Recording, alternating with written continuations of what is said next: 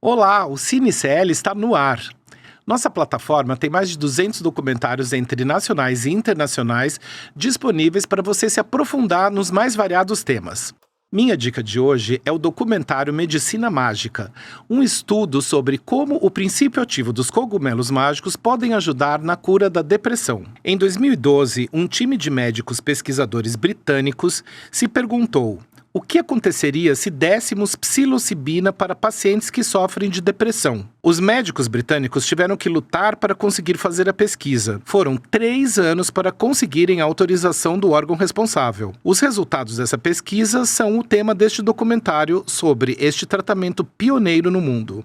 Para conversar sobre o filme, nossa convidada de hoje é Isabel Wissner, que liderou o primeiro estudo controlado sobre os efeitos terapêuticos do LSD no Brasil. Olá, Isabel, tudo bem? Olá, boa noite, tudo bem? Tudo certo, é aqui. Tudo ótimo. Você está em Natal, é isso? Isso, exatamente. Bom, para começar, acho que seria interessante você já explicar para a gente por que você está em Natal. Então, foi uma longa história, uma viagem pelo mundo, para assim dizer. Eu sou alemã, como já provavelmente dá para ouvir pelo meu sotaque.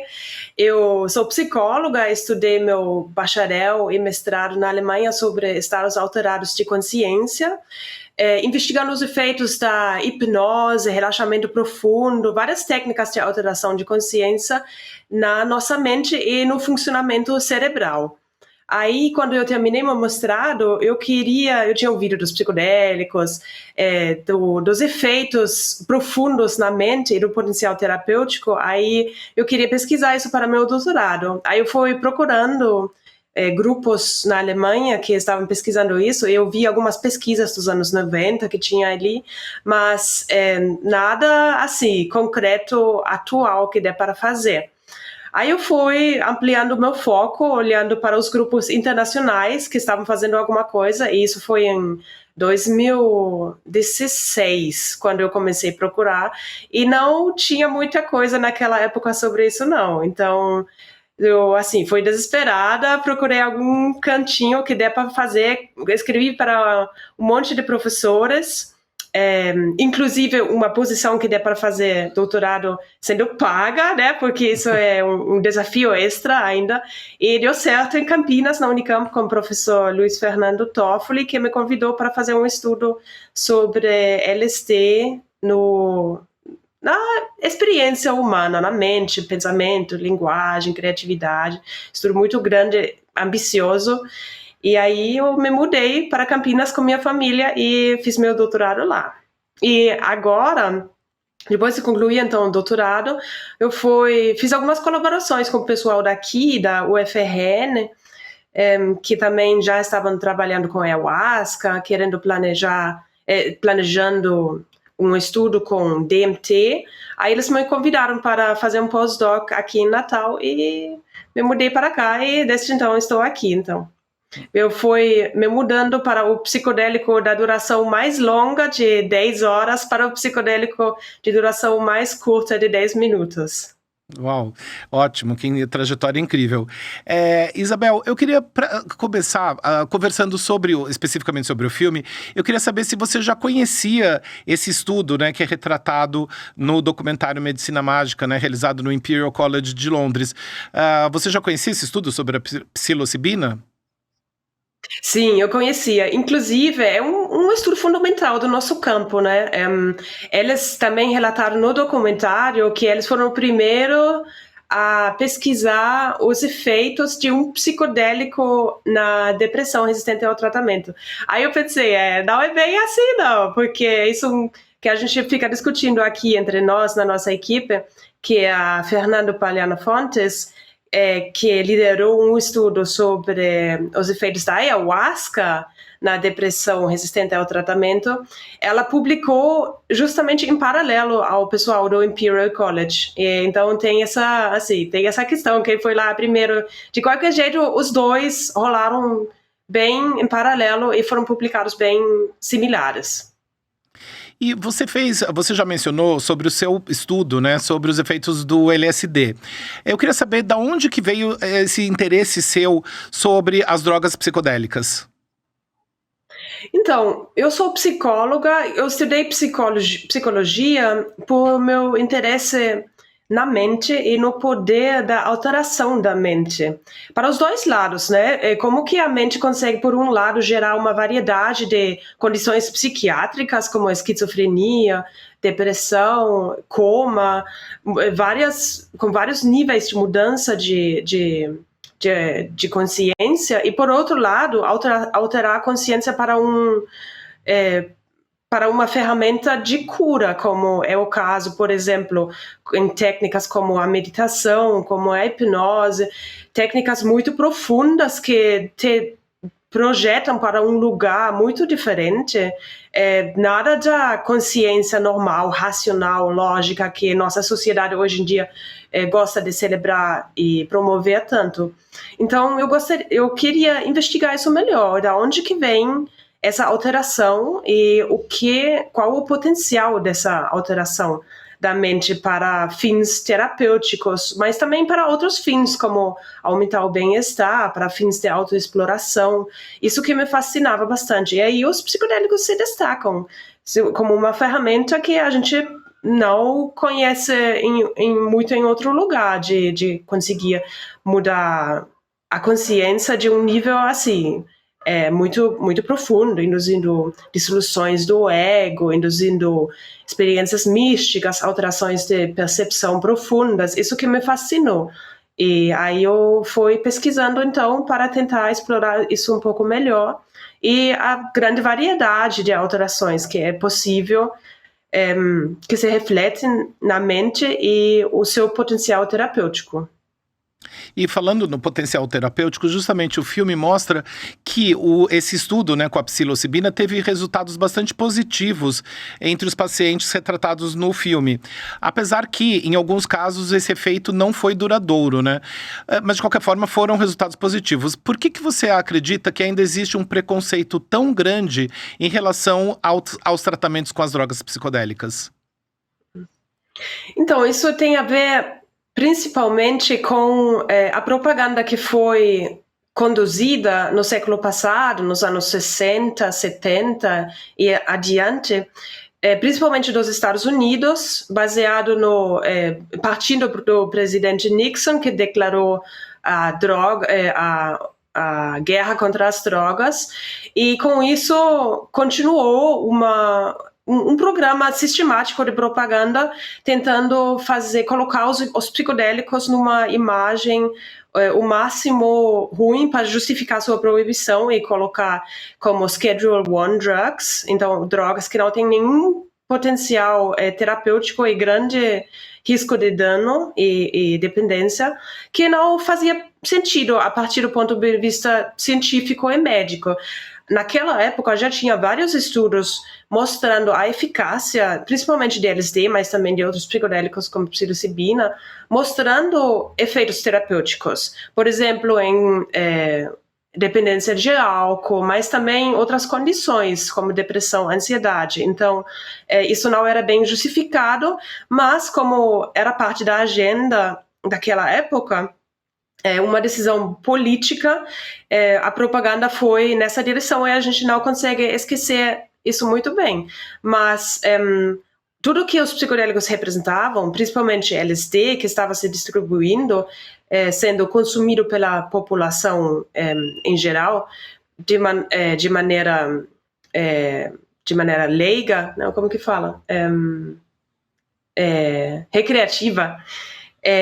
Os psicodélicos que estavam sendo consumidos de maneira recreativa chegaram junto a um movimento hippie de pessoas jovens que não estavam querendo ir na guerra de Vietnã, não estavam querendo lutar, morrer, mas estavam propagando paz e amor, e aí a política decidiu, não, peraí, vamos dar um fim para isso, e aí eles promoveram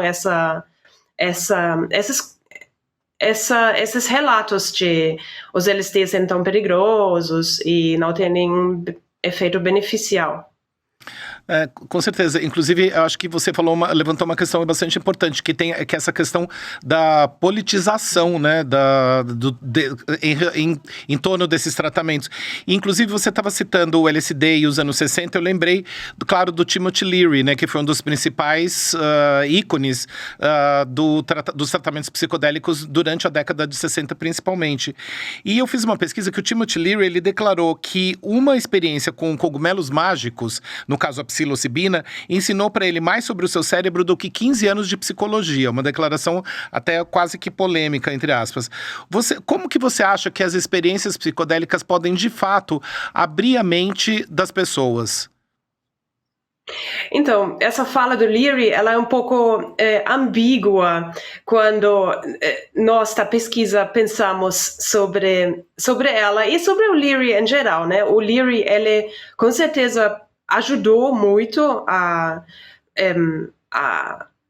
mostrar o potencial dessas substâncias, né? Por isso ele queria, enfim, ele achou que os psicodélicos iam salvar o mundo. Hoje a gente sabe que não é bem assim. Eu pessoalmente acho que não é o caso. Eu acho que os psicodélicos podem ajudar algumas pessoas, podem ser beneficiais em algumas pessoas, mas certamente não para todos. Agora, por outro lado, o Leary também, ele foi um pouco longe demais, né?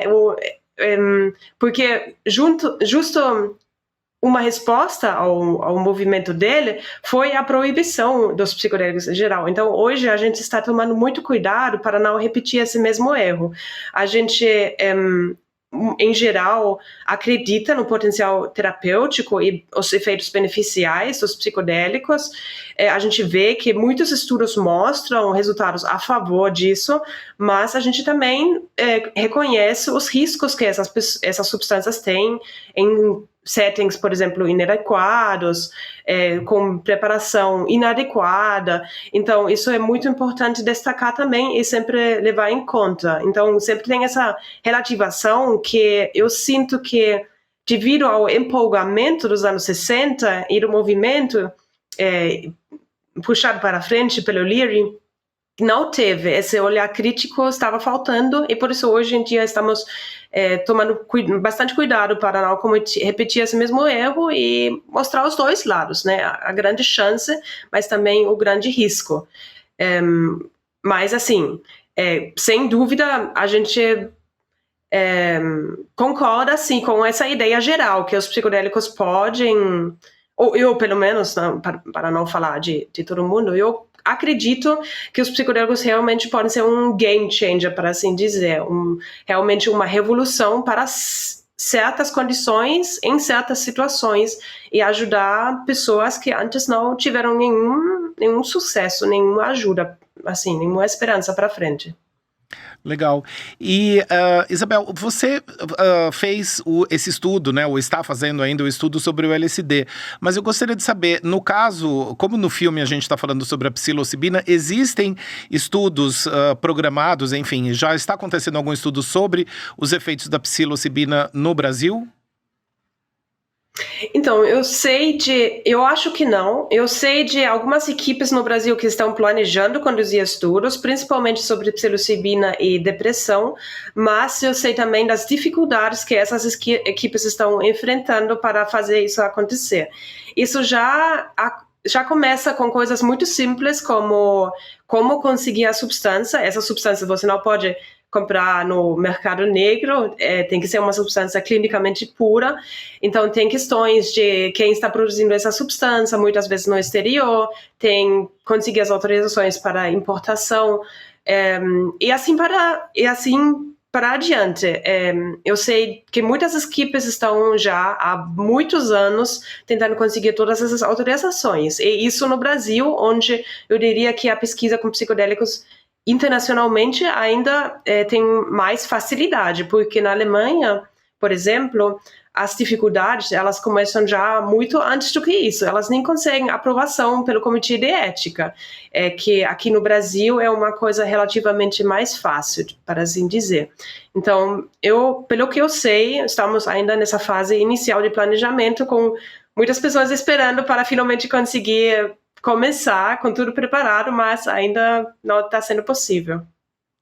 E, então, no filme a gente vê os efeitos, como eu falei, da psilocibina contra a depressão profunda. No caso do LSD, do seu estudo, vocês também pesquisaram os efeitos do LSD em relação à depressão? Enfim, quais as melhoras vocês chegaram nesse estudo? Então, nosso estudo ele foi apenas um estudo de ciência básica com pessoas saudáveis. A gente não investigou nada em pacientes. Isso também devido ao estado, assim, ao nível pioneiro da nossa pesquisa. Foi a primeira pesquisa controlada por placebo, randomizado, duplo cego, que a gente conduziu com o LSD no Brasil.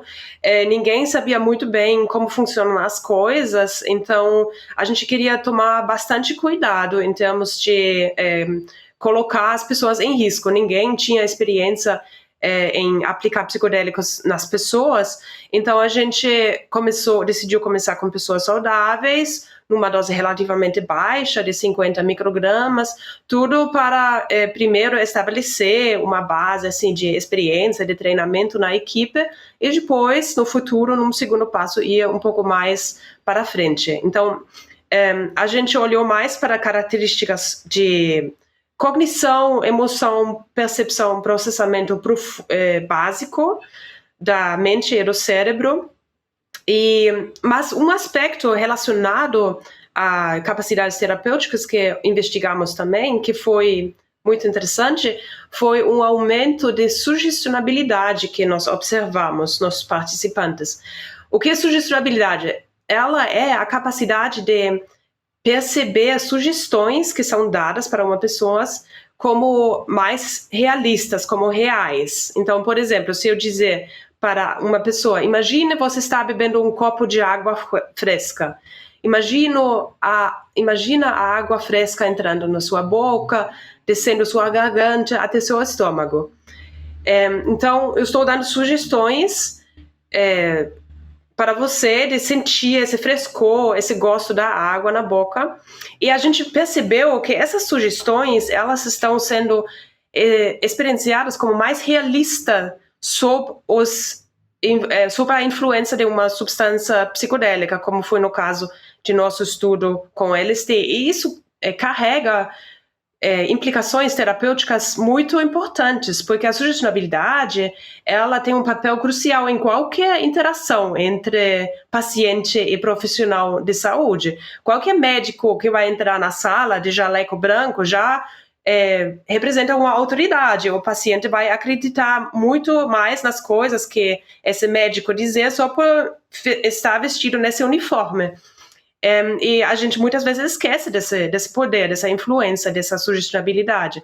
Então, uma sugestionabilidade relacionada ao contexto, ao ambiente da pessoa. E a gente viu que essa sugestibilidade está ampliada sob psicodélicos. E aí tem as implicações terapêuticas. Quando a pessoa está sob os efeitos dos psicodélicos, estávamos explorando então a ideia de usar sugestões guiadas, direcionadas, para tentar ajudar a pessoa a se orientar e ser guiada por essa experiência intensa e muitas vezes não muito bem previsível. Então, a gente imagina um setting onde uma terapeuta fica do lado da pessoa e coloque algumas sugestões, por exemplo, estandardizadas para ajudar a guiar a pessoa e levar ao objetivo terapêutico que a pessoa está querendo alcançar. Interessante, porque você mencionando isso, eu lembrei justamente das sessões que são mostradas no filme, né? Que também tem esse acompanhamento dos pesquisadores, enfim, obviamente do lado deles, e tem um ambiente também que parece, como se fala, aconchegante, digamos assim, com a iluminação, com cores diferentes e tal. O setting das experiências que vocês fizeram nesse estudo do LSD são, de certa forma, semelhantes com os que a gente assistiu no filme? Então, o setting, ele é do lado do set também, que são as experiências, expectativas da pessoa, o setting é um componente crucial, muito mais do que em outras substâncias psicoativas, e por isso a gente sempre, em todos os nossos estudos, não apenas com LSD, mas também agora aqui em Natal com DMT, está tomando muito cuidado, por um lado, de garantir a segurança da pessoa, por exemplo, quando tem equipamento médico, por exemplo, para medir a pressão arterial, frequência cardíaca, mas, por outro lado, assim, tentar deixar a pessoa se sentir como se estivesse numa sala confortável, numa sala em casa, com decoração, com luzes agradáveis, não essa luz azul agressiva do hospital, mas cores mais agradáveis para a pessoa, talvez, às vezes tem algumas decorações nas paredes, umas imagens com cores, isso é um aspecto que a gente realmente toma muito cuidado para deixar de um jeito que a pessoa se sente maximalmente confortável. Estar em uma posição confortável, numa poltrona, num sofá, tudo isso é realmente crucial para contribuir para uma experiência agradável, ainda mais com pacientes, né? Que um estudo que fizemos aqui com DMT examinou os efeitos da DMT em pacientes resistentes ao tratamento, pacientes com depressão, e aí isso foi um aspecto que a gente focou excepcionalmente. A gente reduziu o número de pessoas na sala. Em outro estudo com pessoas saudáveis, a gente tinha um monte de pessoal da equipe para fazer coleta de sangue, psicólogos, psiquiatra, pessoal da neurociência fazendo medidas de EEG. Isso foi tudo reduzido com pacientes, justamente para deixar a pessoa mais calma, ter só poucas pessoas para ela se conectar. Importante também ter uma relação boa com a pessoa, que você não veja ela brevemente antes de você tomar a substância, mas que você já tenha visto ela, por exemplo, na seleção dos participantes, que você já bateram um papo, conseguiram construir uma conexão. Tudo isso é essencial no contexto da pesquisa psicodélica em geral, e a gente sempre tomou cuidado para realizar isso nos nossos estudos também. Legal. E, Isabel, no filme a gente vê o tratamento, então, justamente usado contra a depressão severa, né? No caso dos pacientes do filme. Mas em quais outros casos você acredita que as experiências com as drogas psicodélicas podem ser positivas? Ou seja, quais outros... enfim, quais outras coisas podem ser curadas através dos psicodélicos? Uhum. Então, as evidências, elas são mais robustas em dois tipos de condições. Primeiro, a gente tem as condições relacionadas a alterações do humor, como depressão, ansiedade, principalmente. E, por outro lado, o abuso de substâncias. Aí tem vários estudos, também já no século passado, que foram conduzidos com LSD sobre pessoas dependentes ao álcool, mas também com dependência para cocaína, opioides, uma variedade de substâncias. Então, meio surpreendente também, né? Meio paradoxico. A gente dá uma droga para reduzir a dependência de outra droga. Isso vai também um pouco em contra as propagandas também dos anos 60, onde foi proclamado que os psicodélicos não poderiam reduzir a dependência, mas, ao contrário, deixar a pessoa dependente. Hoje em dia, a gente vê que isso não é bem o caso, mas o contrário. Então, essas evidências são bem robustas, alterações, distorções de humor e de dependência de substância. Mas também os psicodélicos em geral estão sendo investigados numa variedade de outras condições, como, agora eu esqueci em português, OCD, Obsessive Compulsive Disorder, transtorno obsessivo compulsivo, eu acho. Sim, TOC, conhecido também como TOC. Sim. Isso, TOC. Autismo, TDAH, uma variedade de condições. Assim, muitos desses estudos são muito preliminares. Nos anos 60, ainda tive uma exploração um pouco... muito mais ampla, assim, explorando um monte de condições, inclusive condições que hoje em dia a gente não consideraria mais condições psiquiátricas, como, por exemplo, homossexualidade. Então, o foco aí, a metodologia mudou bastante. Por isso a gente também não pode confiar muito bem em todos esses estudos do século passado, porque a metodologia era bem diferente, critérios de definição de diferentes condições mudaram. Então, por isso, apesar de a gente ter uma variedade de estudos do século passado, principalmente de LSD, com milhares de pessoas tratadas, as evidências não são muito robustas em termos da metodologia moderna. Mas, mesmo assim, teve várias explorações, inclusive de estudos modernos, e eu acho que ainda vai ter bastante coisa para frente aí em condições fora essas alterações de humor. Uma coisa recente que está emergindo é, por exemplo, também o tratamento da dor, com dosagens normais, mas também microdosagens de LSD.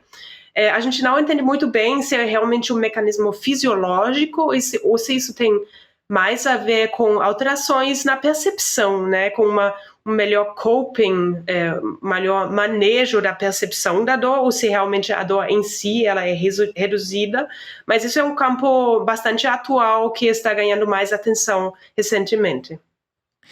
E você falou sobre microdoses e é justamente um tratamento que está, digamos assim, na moda, né? O tratamento de microdose normalmente com psilocibina. Eu não sabia que poderia ter um tratamento também de microdose com LSD. Mas o que você pensa sobre esses tratamentos chamados microdoses?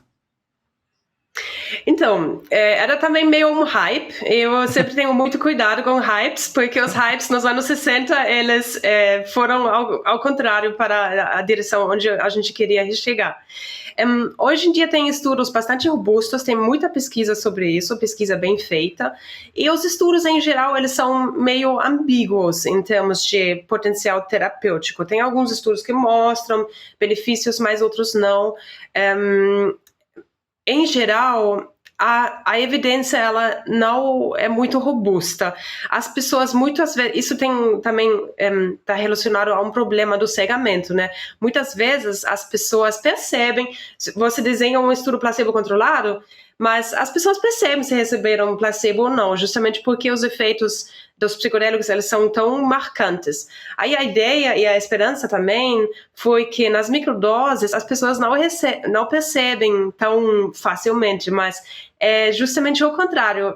A gente tem umas evidências que muitas vezes quando tem controles muito rigorosos, as pessoas justamente percebem os efeitos e é o efeito mais marcante, muito maior que outros efeitos, por exemplo, como o aumento no bem-estar ou efeitos antidepressivos. Aí a evidência ainda é bastante misturada, então eu diria que a gente precisa de mais pesquisa por aí. Eu pessoalmente não acredito muito nessa história. Eu gosto da ideia de aplicar umas doses claramente perceptível, porque eu acho que justamente é o que caracteriza os psicodélicos e o que também constitui o potencial deles. Os psicodélicos, eles são substâncias que a gente não conhece na psiquiatria ou na psicologia. A gente não, tanto que inclusive a gente tem muita dificuldade em descrever esses efeitos cientificamente, sem confiar só em relatos subjetivos, qualitativos. A gente tem muito problema em desenhar instrumentos para conseguir capturar a essência desses efeitos tão complexos, mas também tão profundos e significativos para as pessoas. Então, isso é um desafio que ainda está sendo discutido na ciência, mas eu diria que também isso é o que faz o brilho e a fascinação dessas substâncias, esse potencial de te deixar perceber o mundo de uma perspectiva completamente diferente, que talvez tenha a ver com o seu potencial terapêutico, ou umas perspectivas de um significado profundo, sensações de espiritualidade, de conexão com o universo, de acessar profundidades de sabedorias, que, assim, é uma coisa que a gente só sabe de outras técnicas muito diferentes, como a meditação, por exemplo. Então, eu diria que isso é justamente o potencial e a gente deveria juntar nossas forças para examinar justamente isso aí, esse potencial terapêutico. Legal. Bom, Isabel, é um assunto fascinante, a gente poderia ficar conversando horas aqui sobre o tema, mas infelizmente nosso tempo acabou. Mas queria agradecer muito sua participação, espero recebê-la novamente aqui no Cine ICL para conversar sobre algum outro filme, sobre o tema que a gente tem na plataforma do ICL, alguns documentários já sobre esses temas das drogas psicodélicas. Então, de novo, agradeço muito sua participação e espero recebê-la em breve. Novamente. Muito obrigada pelo convite. Foi um prazer. Ok. Tchau. Até mais. Tchau, tchau. Obrigada. Este foi o Cine ICL, o nosso espaço para discutir e mergulhar fundo no universo dos documentários que estão disponíveis na plataforma do ICL. Até o próximo, sexta que vem. Tchau. Até mais.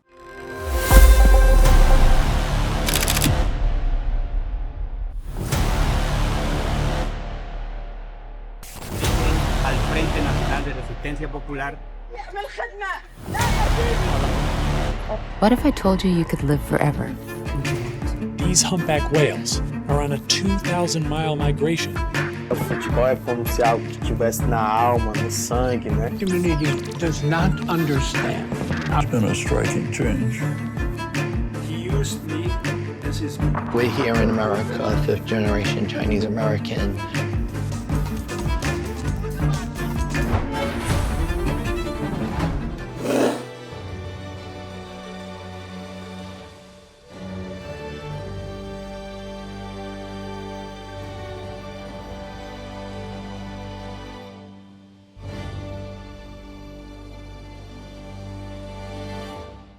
Você sabia que todos os nossos programas estão no Spotify? A notícia não pode parar e agora você pode acompanhar todos os nossos programas onde e quando quiser. Siga nossos canais no Spotify e tenha acesso ao Chico Pinheiro Entrevista, Desperta ICL, Rolê e muito mais. ICL no Spotify. Informação que te acompanha.